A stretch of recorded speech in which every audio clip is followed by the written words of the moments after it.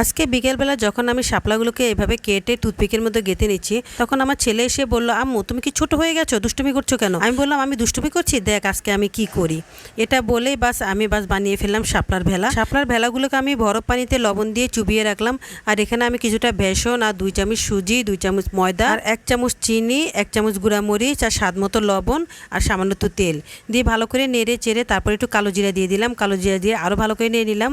আর এই শাপলাগুলোকে ভালো করে চিপে চিপে পানিগুলো সব ফেলে দিলাম।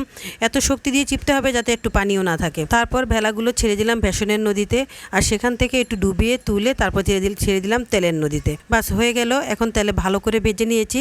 দেখেন কত ক্রিস্পি হয়েছে, কতটা সুন্দর হয়েছে, কতটা মজা হয়েছে, কি বলবো আসলে। খেলে কিন্তু একদমই ভুলতে পারবেন না, এত মজার একটা খাবার। অবশ্যই আপনারা বাসায় বানিয়ে খাবেন আমার মতো এভাবে শাপলার ভেলা। আর এই যে আমার বাচ্চা খাচ্ছে, দেখেন কত মজা করে খাচ্ছে। ওর রিয়েকশনটা দেখলে বোঝা যায় ও কতটা ভালো হয়েছে, তাই না?